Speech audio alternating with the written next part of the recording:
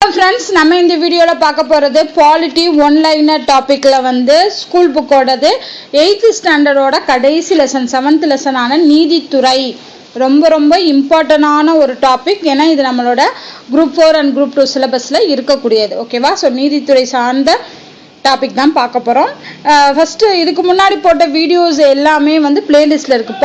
Polity one-liner அப்படின்னு சொல்லி ஒரு பிளேலிஸ்ட் வச்சுருப்போம், அதில் செக் பண்ணி பாருங்கள். அண்ட் இந்த பிடிஎஃப் வேணும், அதாவது 6th to 10th வரைக்கும் இருக்கக்கூடிய ஒன்லைனர் பிடிஎஃப் வேணும் அப்படின்னா மெயில் பண்ணுங்கள், பே பண்ணி வாங்கிக்கலாம். ஸோ ஃபஸ்ட்டு பாருங்கள், நீதித்துறை நம்ம இந்தியாவோட நீதித்துறைங்கிறது ஒன்றிணைந்த அதே சமயம் ஒருங்கிணைந்த நீதித்துறைன்னு சொல்கிறாங்க. ஓகேவா? ஸோ எல்லாமே சேர்ந்தது, அதாவது நம்மளுடைய மாநிலம் எல்லாத்தோட நீதித்துறையும் ஒன்றா சேர்ந்தது, அதே சமயம் ஆர்கனைஸ்ட் ஆனது, ஒருங்கிணைந்தது அப்படின்னு சொல்கிறாங்க. அடுத்து சட்டம்னா என்ன, நீதித்துறைனா என்னன்னு சொல்லியிருப்பாங்க. சட்டம் அப்படின்னா என்னன்னா மக்களை ஆள்றதுக்கான ஒரு அரசாங்கமோ இல்லை ஒரு நிறுவனமோ விதிக்கக்கூடிய ரூல்ஸ், விதிகள் தான் வந்து சட்டம்னு சொல்கிறோம். ஓகேவா? அதே இது நீதித்துறை என்னன்னா இப்போ அப்படி சட்டம் விதிக்கிறாங்க இல்லையா, அந்த சட்டப்படி எல்லாமே நடக்குதா அப்படிங்கிறத கண்காணிக்கக்கூடியது. ஓகேவா? அப்போ அந்த நீதி அவங்களுக்கு கிடைக்குதா, ஒரு நாட்டின் பெயரால் நீதியை வழங்குகின்ற அமைப்பு தான் வந்து நீதித்துறை அப்படின்னு சொல்கிறோம். அடுத்து இந்த நீதித்துறைங்கிறது இப்போ உருவானதா அப்படின்னு கேட்டாங்கன்னா கிடையாது. நம்மளுடைய பண்டைய காலத்திலேயே இந்த நீதி வழங்குறது அப்படிங்கிற கருத்தெல்லாம் இருந்திருக்கு. அதுவுமே இந்த நீதிங்கிற கருத்து வந்து சமயத்தோட தொடர்புடையதாக இருந்துச்சு. ஓகேவா? ஸோ அரசர் நீதியின் மூலாதாரமாக விளங்கினார். அரசர் தான் என்ன பண்ணுவார், யாருக்கு என்ன தீர்ப்பு வழங்கணுமோ அதை கொடுப்பாரு. அது மட்டும் இல்லாமல் பண்டைய காலத்தில் நீதி என்பது தர்மத்தின் அடிப்படையிலானது. ஸோ தர்மத்தின்படி எது சரியோ அதுக்கான நீதி வந்து வழங்குவாங்க. ஸோ இதுதான் பண்டைய காலத்தில் நீதிங்கிறது எப்படி இருந்துச்சு அப்படின்னு சொல்லியிருப்பாங்க. அந்த காலத்தில் பார்த்தீங்கன்னா கணங்களோட குடியரசுகள் தங்களுக்கென சட்ட அமைப்பை வச்சுருந்தாங்களாம். இதுக்கு குலிக்கா அப்படின்னு சொல்லக்கூடிய நீதிமன்றத்தை அவங்க நிறுவியிருக்காங்க. ஸோ அப்போ பண்டைய காலத்திலேயே நீதிமன்றங்கள் நிறுவப்பட்டிருக்கு. அதோட பேர் வந்து குலிக்கா. அடுத்து வஜ்ஜிகளிடையே குற்ற வழக்குகளை விசாரிக்கும் 8 குலிக்காக்களை கொண்ட வாரியமே இருந்துச்சான். ஓகேவா? குலிக்காங்கிறது நீதிமன்றம்.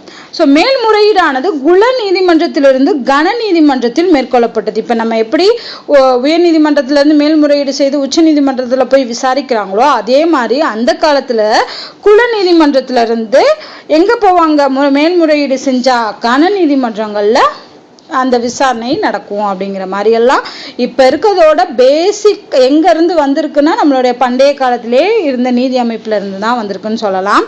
அண்ட் துக்ளக்கோட காலத்தில் உரிமையியல் நடைமுறை சட்டங்களுக்கு பேர் வந்து என்னவா இருந்துச்சுன்னா பைகா இ ஃபெரோஷாஹி அப்படின்னு அழைக்கப்பட்டது. ஸோ இது ரொம்ப முக்கியமானது. துக்ளக் காலத்தில் உரிமையியல் நடைமுறை சட்டங்கள் எவ்வாறு அழைக்கப்பட்டன அப்படின்னு கேட்டாங்கன்னா பைகா இ ஃபெரோஷாஹி. இந்த சட்டங்கள் எல்லாமே வந்து பார்த்தீங்கன்னா அரபு மொழியில் எழுதி அதை வந்து பாரசீக மொழியில் வந்து மொழிபெயர்ப்பு செஞ்சாங்க. அந்த அவுரங்கசீப் காலத்தில் 1670 அவுரங்கசீப் காலத்தில் இந்த சட்டங்கள் எல்லாமே என்னவாக மாற்றி அமைக்கப்பட்டுச்சு அப்படின்னு பார்த்தீங்கன்னா பட்வா இ ஆலம்கீர் அப்படின்னு சொல்லக்கூடிய சட்ட தொகுப்பின்படி மாற்றி அமைக்கப்பட்டுச்சு. ஓகேவா? ஸோ ஃபஸ்ட்டு இருந்தது பைகா இ ஃபெரோஷாஹி, அது அப்புறம் என்னவா சேஞ்ச் ஆச்சு அவுரங்கசீப் காலத்தில் அப்படின்னு பார்த்தோன்னா பட்வா இ ஆலம்கீர் அப்படிங்கிற சட்ட தொகுப்பின்படி மாற்றி அமைக்கப்பட்டுச்சு. நம் நாட்டில் உள்ள நீதித்துறை அமைப்பு மற்றும் சட்டங்கள் எல்லாமே ஆங்கிலேயர் காலத்தில் உருவாக்கப்பட்டவை. இப்போ இருக்கக்கூடிய அமைப்பு சட்டங்கள் எல்லாமே பிரிட்டிஷ் ரூலிங்காக இருந்தப்பயே உருவாக்கப்பட்டுச்சு அப்படின்னு சொல்கிறாங்க. அடுத்து ரொம்ப ரொம்ப முக்கியமானது இந்திய அரசு சட்டம். இந்திய அரசு சட்டம் 1935 உருவாக்கப்பட்டது. இந்த அரசு சட்டத்தின்படி கூட்டாட்சி நீதிமன்றங்களை உருவாக்கியது.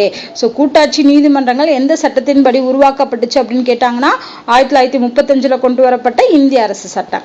அடுத்து 1949 என்ன பண்ணியிருக்காங்கன்னா அரசு பேரவை நீதி வரையறை ஒழிப்பு சட்டத்தின் மூலம் அரசு பேரவை நீதி வரையறை நீக்கப்பட்டது.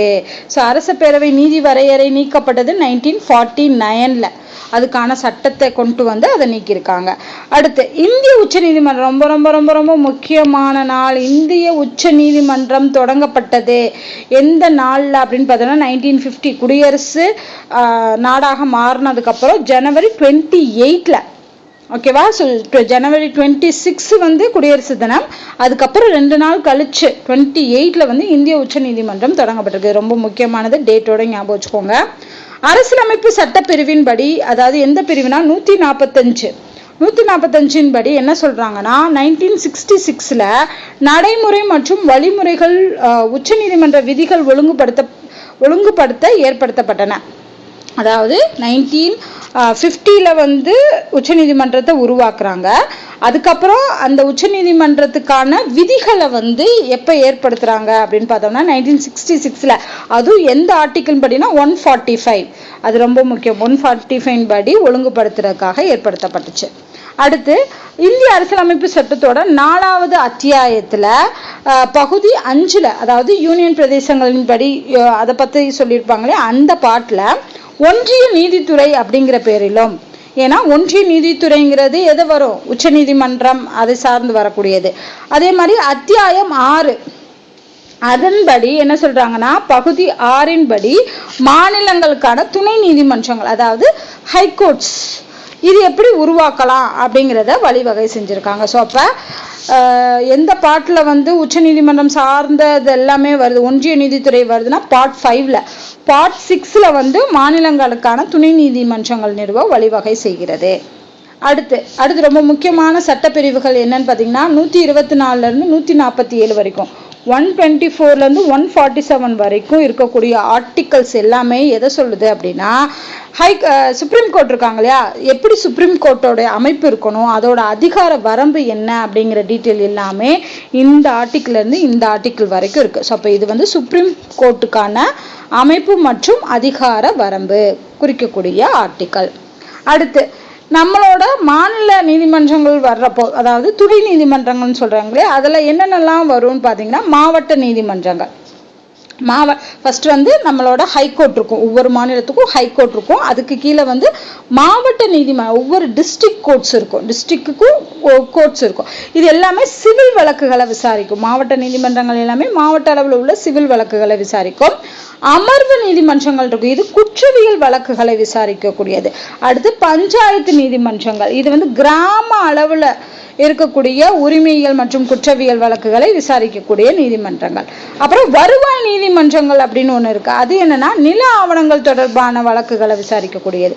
ஸோ இது எல்லாமே அந்த துணை நீதிமன்றங்கள் இருக்கக்கூடிய வெவ்வேறு நீதிமன்றங்கள், அது என்ன பண்றாங்க அப்படிங்கிறது மேபி இது கூட மேட்ச் த ஃபாலோயிங்ல கேட்கலாம்.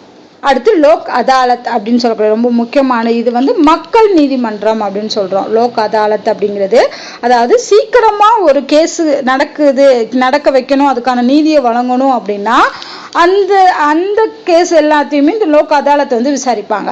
இவங்க என்ன பண்ணுவாங்கன்னா, மக்கள் முன்னாடி தான் அந்த பிரச்சனையை வந்து விசாரிப்பாங்க. மக்கள் என்ன மொழி பேசுறாங்களோ அது அந்த ஹைகோர்ட்டு அந்த கோர்ட் சீனெல்லாம் இல்லாம மக்கள் முன்னிலையிலே விசாரிக்கக்கூடிய நீதிமன்றங்கள் தான் இந்த லோக் அதாலத். இங்க யார் இருப்பாங்கன்னு பாத்தீங்கன்னா, ஓய்வு பெற்ற நீதிபதி ஒருத்தர் இருப்பாங்க, ஒரு சமூக பணியாளர் ஒருத்தவங்க இருப்பாங்க, அப்புறம் ஒரு வழக்கறிஞர்.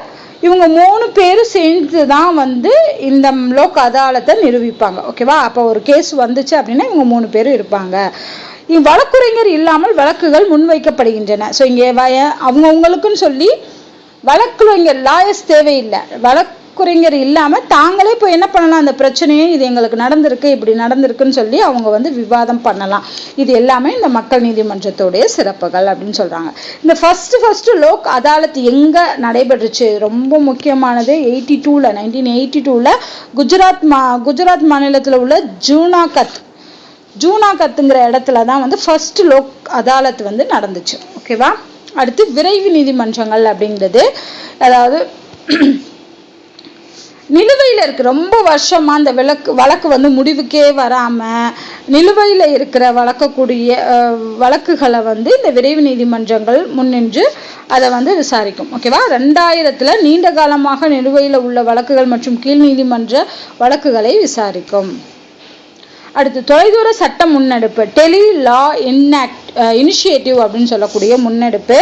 இது என்னன்னா, கிராம பகுதியில் இருக்க மக்களுக்கான உதவி செய்யறது, சட்ட சார்ந்த உதவி செய்யறது, அப்புறம் அவங்களுக்கு சேவைகள் வழங்கக்கூடிய ஒரு சட்டம் தான் இந்த தொலைதூர சட்ட முன்னெடுப்புன்னு சொல்றாங்க. அதே மாதிரி இதுல நீதி அமைச்சகம், மின்னணு மற்றும் தகவல் தொழில்நுட்ப அமைச்சகத்தின் கூட்டு முயற்சியுடன் தொடங்கப்பட்டது. காணொலி கலந்துரையாடல், அதாவது வீடியோ கான்ஃபரன்சிங் மூலமா கூட என்ன பண்ணுவாங்களாம், இந்த தொலைதூர சட்ட முன்னெடுப்பு மூலமா விசாரணைகள் செய்யறாங்க. அடுத்து குடும்ப நீதிமன்றங்கள். ஸோ இந்த குடும்பம் சார்ந்த பிரச்சனைகள் வர்றப்போ அதை இந்த குடும்ப நீதிமன்றங்கள் விசாரிப்பாங்க. அதாவது உரிமையியல் நீதிமன்றங்கள் இன்னொரு பேர் இருக்கு. ஸோ இவங்க விசாரிப்பாங்க. அடுத்து ஆங்கிலேய கிழக்கிந்திய கம்பெனியால ஃபர்ஸ்ட் எங்கெங்கெல்லாம் நீதிமன்றங்கள் அமைக்கப்பட்டுச்சு அப்படின்னு பார்த்தீங்கன்னா, மதராஸ் என்று அழைக்கப்படுற மெட்ராஸ், அப்புறம் பம்பாய், கல்கத்தா, இந்த 3 இடங்கள்ல தான் ஆங்கிலேய கிழக்கிந்திய கம்பெனி மேயர் நீதிமன்றங்கள்னு சொல்லி அமைச்சிருக்காங்க. அப்புறம் 1727 1727 பொது சட்டத்தோட வரலாறு தொடங்க ஆரம்பிக்குது. அதுக்கப்புறம் தான் என்ன பண்றாங்க, எல்லாத்துக்குமான ஒரு பொது சட்டத்தை உருவாக்குறாங்க. இது 1826 சாசன சட்டத்தின் கொண்டு வரப்பட்ட சாசன சட்டத்தின் கீழே இந்த பொது சட்டம்ங்கிறது அப்பதான் ஸ்டார்ட் ஆகுது. அப்புறம் உருவாக்கப்பட்டதா ஒழுங்குமுறை சட்டம் 1773. இந்த ஒழுங்குமுறை சட்டம் தான் என்ன பண்றாங்க, உச்ச நீதிமன்றம்னு ஒண்ணு வரணும் அப்படிங்கிறத வலியுறுத்துறாங்க. அதுக்கப்புறம் உச்ச நீதிமன்றங்கள் அமைக்கிறாங்க. ஸோ உச்ச நீதிமன்றம் முதல்ல எங்க நிறுவப்பட்டுச்சு அப்படின்னு பார்த்தோன்னா, கல்கத்தால உள்ள வில்லியம் கோட்டையில. ரொம்ப முக்கியமானது. அதோட முதல் தலைமை நீதிபதியாக இருந்தவர் யாரு, சரி எலிஜா எம்பே, இவங்க தான் நியமிக்கப்பட்டாங்க. இது ரொம்ப முக்கியம், கேட்கலாம் எக்ஸாம்ல. ஸோ முதலா உச்ச நீதிமன்றம் இந்தியாவில் எங்க நிறுவப்பட்டுச்சுன்னா, கல்கத்தாவோட வில்லியம் கோட்டையில. அண்ட் தலைமை நீதிபதியா யார் இருந்தாங்க ஃபர்ஸ்ட் அப்படின்னு பார்த்தோம்னா, சர் எலிஜா எம்பே. அதுக்கப்புறமா இது பாயின்னு மட்டும் போட்டிருக்கேன். மதராஸ்ல 1801 நிறுவப்படுது. அதுக்கப்புறம் 1824 பம்பாயில நிறுவப்படுது. இந்த 3 இடங்கள்ல தான் முதல்ல உச்ச நீதிமன்றங்கள் நிறுவப்பட்டுச்சு. 3 இடங்களிலும் 1826 உயர் நீதிமன்றங்கள் நிறுவப்படும் வரையில் உச்ச நீதிமன்றங்களாகவே செயல்பட்டன. ஸோ ஃபர்ஸ்ட் இந்த 3 இடத்துல உச்ச நீதிமன்றத்தை உருவாக்குனாங்க இல்லையா, அதை உருவாக்கி அதை உயர் நீதிமன்றங்களா சேஞ்ச் ஆகிற வரைக்குமே அது உச்ச நீதிமன்றமாவே இருந்திருக்குன்னு சொல்றாங்க. அப்போ உயர் நீதிமன்றங்களா எப்ப சேஞ்ச் ஆச்சு அப்படின்னா 1826. ஏன்னா ஒவ்வொரு மாநிலத்துக்கும் உயர் நீதிமன்றம் வேணும்னு சொல்லி வந்ததுக்கு அப்புறமா கல்கத்தா, மெட்ராஸ், பம்பாயில இருந்தது எல்லாத்தையுமே என்ன பண்றாங்க, உயர் நீதிமன்றங்களா மாத்துறாங்க. ஸோ அப்ப நம்ம இந்தியாவில் ஒரே ஒரு உச்ச நீதிமன்றம் தான் இருக்கு, அதுவும் டெல்லியில தான் இருக்கு. அடுத்து சிவில் வழக்குகளை தீர்ப்பதற்காக ஊரக குடிமையியல் நீதிமன்றங்கள், அதாவது மோஃபிசில் திவானி அதாலத் அப்படிங்கிறத உருவாக்கியிருக்காங்க. ஓகேவா, ஊரக குடிமையியல் நீதிமன்றம். அடுத்து குற்றவியல் வழக்குகளை தீர்ப்பதற்காக ஊரக குற்றவியல் நீதிமன்றத்தை மோஃபிசில் ஃபௌதாரி அதாலத், இந்த பேர்லாம் ஞாபகம் வச்சுக்கோங்க. திவானி அதாலத் அப்படின்னா ஊரக குடிமையியல் நீதிமன்றம். அதே இது குற்றவியல் நீதிமன்றம்ங்கிறது மௌஃபிசுல் ஃபஸ்தாரி அதாலத் அப்படிங்கிறது. இதை யார் கொண்டு வந்தாங்க அப்படின்னா வாரன் ஹாஸ்டிங்ஸ் பிரபு ஏற்படுத்தியிருக்காரு. அப்புறம் இந்த நீதிமன்றங்களின் மேல்முறையீட்டை விசாரிக்கக்கூடிய சதர் திவானி அதாலத், இது மேல்முறையீட்டை விசாரிக்கக்கூடிய குடிமையியல் மேல்முறையீட்டு நீதிமன்றம். அதாவது குற்றவியல் மேல்முறையீட்டு நீதிமன்றம் சதர் நிசாமத் அதாலத். இந்த பேர் மட்டும் ஞாபகம் வச்சுக்கோங்க. நிசாமத்துங்கிறது குற்றவியல் மேல்முறையீட்டு நீதிமன்றம், திவானிங்கிறது குடிமையியல் மேல்முறையீட்டு நீதிமன்றம். இது எல்லாத்தையுமே உருவாக்கியிருக்காங்க. அடுத்ததா ஹாரன் வாலிஸ் பிரபு. இவர் என்ன பண்ணார்னா, மேல உருவாக்குனாங்க இல்லையா அந்த உரிமையியல் அண்ட் குடிமையியல் குற்றவியல் நீதிமன்றங்கள் எல்லாத்தையுமே மறுசீரமைப்பு செய்கிறாரு. ஓகேவா, அந்த முறைகள்ல இருக்கக்கூடிய நிறை குறைகளை சார்ந்து மறுசீரமைப்பு செஞ்சவர் காரன் வாலிஸ் பிரபு. காரன் வாலிஸ் பிரபு மறுசீரமைப்பு செய்தார்னு பார்த்தோம் இல்லையா. ஸோ அதில் இவருடைய ஆட்சியில் என்ன பண்ணாருன்னா, மாவட்ட குற்றவியல் நீதிமன்றத்தை எல்லாத்தையும் எடுத்துட்டு அதுக்கு பதிலாக கல்கத்தா, டாக்கா, முர்ஷிதாபாத், பாட்னா இந்த இடங்கள் எல்லாத்துலேயுமே மாகாண மேல்முறையீட்டு நீதிமன்றங்களை அமைக்கிறாரு. ஆனால் அதை என்ன பண்ணாங்க, வில்லியம் பெண்டிங் ஆட்சிக்கு வந்ததுக்கு அப்புறம் அந்த மேல்முறையீட்டு நீதிமன்றத்தை எல்லாத்தையுமே நீக்கிட்டார். ஸோ இது எல்லாமே ஒவ்வொருத்தரும் அவங்கவுங்க ஆட்சியில் செஞ்ச மறுசீரமைப்பு அப்படின்னு சொல்லலாம். அடுத்து சதர் திவானி அதாலத், சதர் நிஷாமத் அதாலத், அதாவது இந்த மேல்முறையீட்டு நீதிமன்றம் இருந்துச்சு இல்லையா, குடிமையியல் மேல்முறையீட்டு நீதிமன்றம், குற்றவியல் மேல்முறையீட்டு நீதிமன்றம், இது எல்லாமே எங்க நிறுவப்பட்டுச்சு அப்படின்னா அலகாபாத்ல நிறுவப்பட்டிருக்கு. அடுத்து மெக்காலே இவர் என்ன பண்ணியிருக்காருன்னா சட்ட ஆணையத்தை வந்து அமைச்சிருக்காரு. ஸோ அதன் மூலமா இந்திய சட்டங்கள் எல்லாத்தையுமே நெறிமுறைப்படுத்தியிருக்காங்க. ஸோ சட்ட ஆணையம் அமைத்து இந்திய சட்டங்களை நெறிமுறைப்படுத்தியவர் யாருன்னு கேட்டாங்கன்னா மெக்காலே. அடுத்து இந்த ஆணையம், அதாவது சட்ட ஆணையத்தின் மூலமா என்னென்ன சட்டங்கள் எல்லாமே கொண்டு வந்தாங்க. உரிமையியல் நடைமுறை சட்டம் வந்து 1859, அதாவது 1860 1960 இந்திய தண்டனை சட்டம் ரொம்ப முக்கியமான சட்டம் கொண்டு வந்தாங்க. அதுக்கப்புறம் 61 குற்றவியல் நடைமுறை சட்டத்தை கொண்டு வந்திருக்காங்க. ஸோ இது மூணுமே இந்த சட்ட ஆணையம், மெக்காலே அமைச்ச சட்ட ஆணையத்தின் மூலமாக கொண்டு வரப்பட்ட சட்டங்கள். அடுத்து நடமாடும் நீதிமன்றங்கள், மொபைல் கோர்ட்டுன்னு கூட கொண்டு வந்திருக்காங்க. கிராமப்புற மக்களுக்கு இருக்கக்கூடிய பிரச்சனைகளை தீர்க்கிறதுக்காக இந்த மொபைல் கோர்ட்டுங்கிறது வந்திருக்கு. அடுத்து நீதிமன்றங்கள், கோர்ட்ஸ் வந்து 2005 அமைச்சிருக்காங்க. ஓகேவா. ஸோ 2005 என்ன கோர்ட் வந்திருக்கு, கோர்ட் வந்திருக்கு. இதுல என்னன்னா எல்லா நீதிமன்றங்களும் கணினிமயமாக்கப்பட்டுச்சு. ஸோ அங்க நடக்கக்கூடிய எல்லா விஷயத்தையுமே என்ன பண்ணாங்க, டிஜிட்டலைஸ் பண்ண ஆரம்பிச்சாங்க. அப்புறம் நீதித்துறை சேவை மையம் நீதிமன்றத்தின் ஒரு பகுதி, நீதித்துறை சேவை மையம்ங்கிறதையும் ஒரு பகுதியா அமைச்சாங்க. ஸோ இது எல்லாமே இந்த நீதித்துறையில நடந்த சீர்திருத்தங்கள் அப்படின்னு சொல்லலாம். அடுத்து பார்த்தோம்னா ரொம்ப முக்கியமானது நம்ம இந்திய உச்ச நீதிமன்றம் அண்ட் உயர் நீதிமன்றம் பத்தி பேசிக்ஸ் மட்டும் இங்க சொல்லியிருப்பாங்க. நீ 9th 10th இன்னும் டீட்டெயிலா நம்ம படிப்போம். இந்திய உச்ச நீதிமன்றம் இதுதான் நம்ம நாட்டில் இருக்கக்கூடிய மிக உயர்ந்த நீதிமன்றம்னு சொல்லலாம். இந்த உச்ச நீதிமன்றம் எங்க மட்டும்தான் இருக்கு, புது டெல்லியில மட்டும், நியூ டெல்லியில மட்டும்தான் அமைஞ்சிருக்கு. இந்திய அரசியலமைப்பின்படி என்ன சொல்றாங்க அப்படின்னா, உச்ச நீதிமன்றம் அரசியலமைப்பு சட்டத்தோட பாதுகாவலராக இருக்கு, அதே மாதிரி இறுதி மேல்முறையீட்டு நீதிமன்றமாகவும் இருக்குன்னு சொல்லி நம்மளோட இந்தியன் கான்ஸ்டிடியூஷன்ல சொல்றாங்க.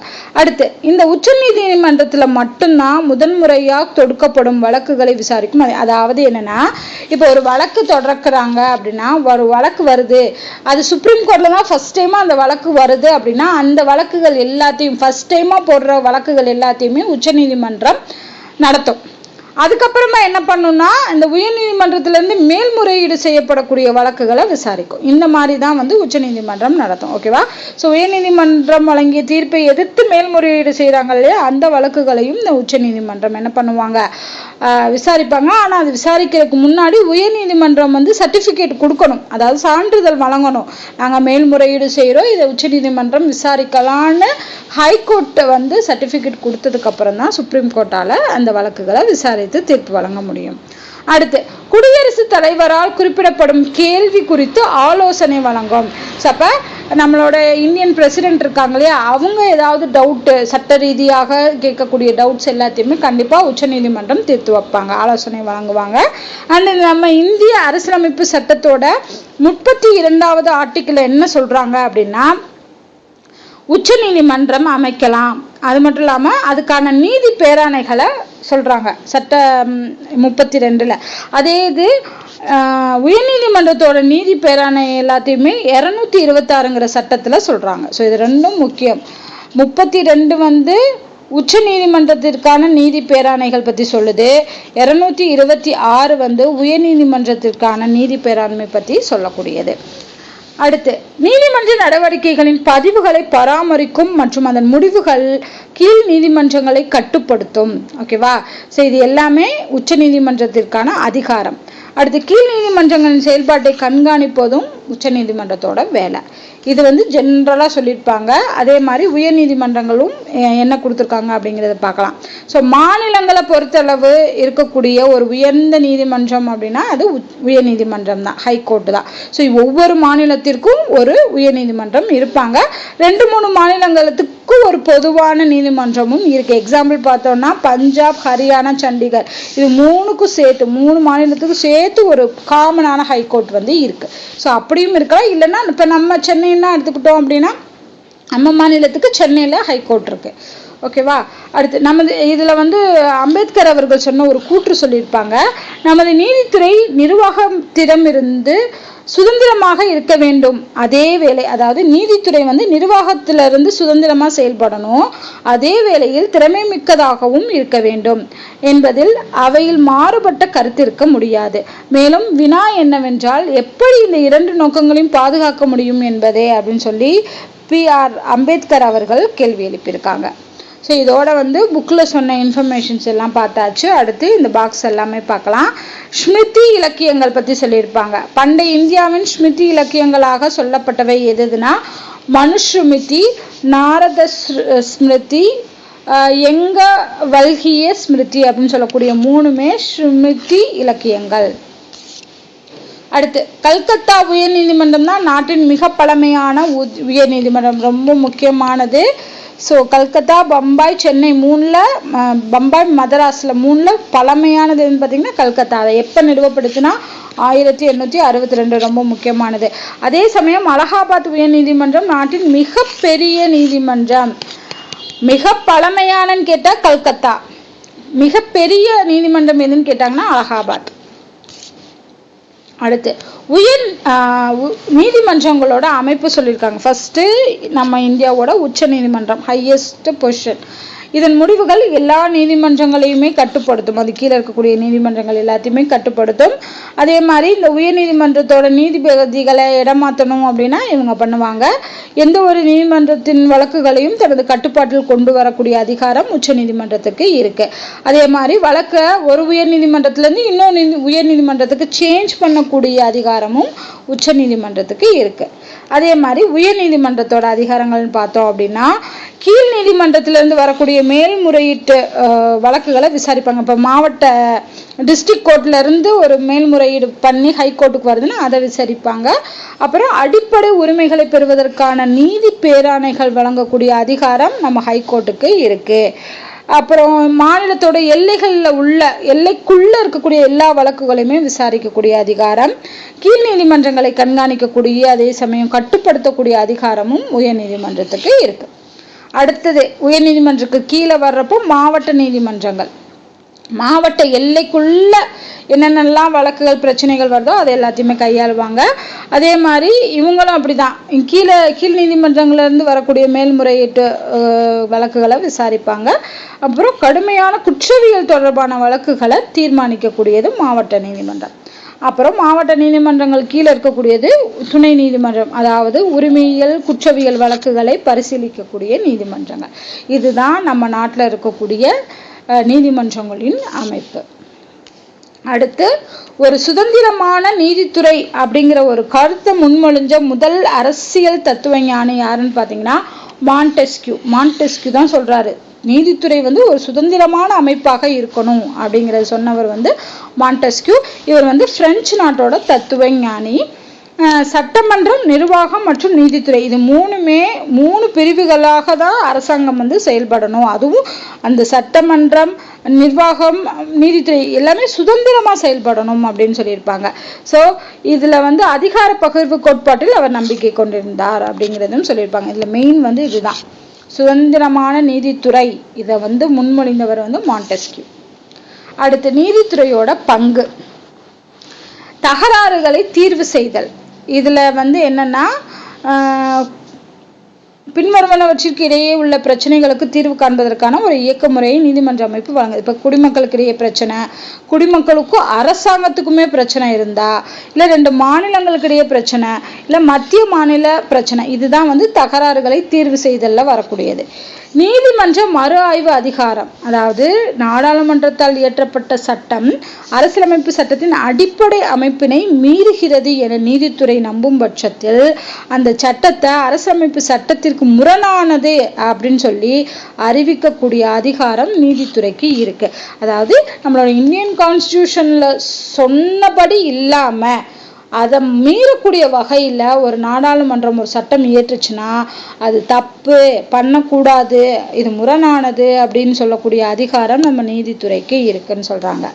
அடுத்து சட்டத்தை நிலைநிறுத்தல் மற்றும் அடிப்படை உரிமைகளை செயல்படுத்துதல்.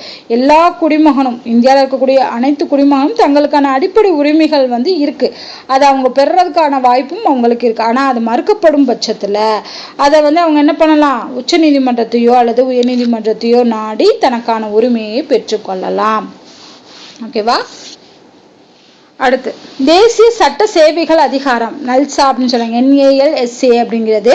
இது 1987 சட்ட சேவைகள் அதிகார சட்டத்தின் கீழே இந்த நல்சா அப்படிங்கிறத உருவாக்கியிருக்காங்க. சமுதாயத்தின் நலிந்த பிரிவினருக்கு இலவச சட்ட உதவிகள் வழங்குவதோடு பிரச்சனைகளுக்கு இணக்கமான தீர்வுக்கான லோக் அதாலத்தை ஏற்பாடு செய்கிறது. ஸோ எப்படி லோக் அதாலத்தை ஏற்பாடு செய்கிறாங்கன்னா இந்த தேசிய சட்ட சேவைகள் அதிகாரத்தின் மூலமாக. அடுத்து இந்த உரிமையியல் சட்டம்னா என்ன, குற்றவியல் சட்டம்னா என்ன? உரிமையியல் சட்டம்ங்கிறது பணம் சார்ந்தோ இல்லை சொத்து பிரச்சனை இல்லை சமூகம் தொடர்பான பிரச்சனைகளை கையாளக்கூடியதாக இந்த உரிமையியல் சட்டங்கள். அதாவது நிலப்பிரச்சனை, வாடகை சார்ந்த பிரச்சனை, திருமணம் தொடர்பான பிரச்சனைகள் எல்லாமே. குற்றவியல் நீதிமன்றம் அப்படிங்கிறது நடத்தை அல்லது செயல்பாடுகளை விசாரிக்கக்கூடிய, இப்போ திருடுறது, கொலை செய்யறது, பெண்களை துன்புறுத்துறது, இது எல்லாமே குற்றவியல் சட்டங்கள். இந்த உரிமையியல் சட்டங்கள் பார்த்தோம் அப்படின்னா உரிமையியல் நீதிமன்றத்தில் பாதிக்கப்பட்டவரால் ஒரு புகார் தாக்கல் செஞ்சு இது விசாரிப்பாங்க. ஆனா இங்க குற்றவியல்ல வழக்கமான காவல்துறை விசாரணையுடன் இந்த எஃப்ஐஆர்னு சொல்லுவாங்க இல்லையா, முதல் தகவல் அறிக்கை, அதை பதிவு செய்வதன் மூலமா தான் இந்த குற்றவியல் சட்டங்கள்ங்கிறதே தொடருது. அதுக்கப்புறம் கேஸ் போட்டு அது நடக்கும். உரிமையியல் சட்டத்தை பொறுத்தளவு மனுதாரரின் கோரிக்கையின்படி பணம் செலுத்தும்படியான தண்டனைகள் வழங்குவாங்க. அவங்களுக்கு இந்த ஜெயில் அந்த மாதிரியெல்லாம் கொடுக்காம இவ்வளோ பணம் செலுத்துங்க அப்படிங்கிற மாதிரியான தண்டனை கொடுக்குறாங்க. பட் குற்றவியலில் பார்த்தீங்கன்னா குற்றவாளிக்கு அவர் செஞ்ச குற்றம் நிரூபிக்கப்பட்டுச்சுன்னா தண்டனை கொடுப்பாங்க. இத்தனை ஆண்டு சிறை தண்டனை அப்படின்னு சொல்லி சிறைக்கு அனுப்புவாங்க. ஸோ இதுதான் உரிமையியல் சட்டத்துக்கும் குற்றவியல் சட்டத்துக்குமான டிஃப்ரென்ஸு. அது பொதுநல வழக்கு அப்படின்னு சொல்றாங்க இல்லையா, பப்ளிக் இன்ட்ரெஸ்ட் லிட்டிகேஷன் அப்படின்னு சொல்றாங்க. பொது நலங்களை பாதுகாக்கிறதுக்காக யாராவது ஒருத்தர், மக்கள்ல இருக்கக்கூடிய ஒருத்தர் என்ன பண்ணுவாங்க, ஒரு வழக்கை பதிவு செய்யறதா பொதுநல வழக்கு அப்படின்னு சொல்லுவாங்க. உச்ச நீதிமன்றம் தான் இந்த பொதுநல வழக்கு முறையை அறிமுகப்படுத்தியிருக்காங்க. ஓகேவா? ஸோ இது ஒரு நபர் தனது வழக்கு தொடர்பான நீதிமன்றத்தை அணுக அனுமதிக்கிறது. அடிப்படை மனித உரிமைகள் மீறல், சமய உரிமைகள், மாசுபாடு இல்லை சாலை பாதுகாப்பு, இந்த காரணங்களுக்காகலாம் ஒருத்தர் என்ன பண்ணலாம், பொதுநல வழக்கு தொடரலாம். தொடர்பான எழுதப்பட்ட புகார் கடிதம் மூலம் இவ்வழக்கினை பதியலாம். பொதுநல வழக்கு என்ற கருத்து இந்திய நீதிமன்றத்துக்கு புதிதான ஒன்றாகும். இதை அறிமுகப்படுத்தியது உச்ச நீதிமன்றம், சுப்ரீம் கோர்ட். ஓகேவா? ஸோ அவ்வளோதான். இதோட 8th ஸ்டாண்டர்ட், இந்த லெசனோட 8th ஸ்டாண்டர்ட் கம்ப்ளீட் ஆயிடுச்சு. இதுக்கப்புறம் 9th ஸ்டாண்டர்ட் பார்க்கலாம். இனி வரக்கூடிய லெசன்ஸ் எல்லாமே ரொம்ப ரொம்ப இம்பார்ட்டன்ட். ஏன்னா 9th and 10th இருந்தால் மோஸ்ட்லி சிலபஸ் கவர் ஆகும். ஸோ அதனால தொடர்ந்து பாருங்க. ஸோ இதுக்கு முன்னாடி போட்ட வீடியோஸ் எல்லாமே என்னது பிளேலிஸ்ட்ல இருக்கு, செக் பண்ணி பாருங்க. இந்த வீடியோ உங்களுக்கு பிடிச்சிருந்தா லைக் பண்ணுங்க, ஷேர் பண்ணுங்க, மறக்காம நம்ம சேனலை சப்ஸ்கிரைப் பண்ணுங்க. நன்றி.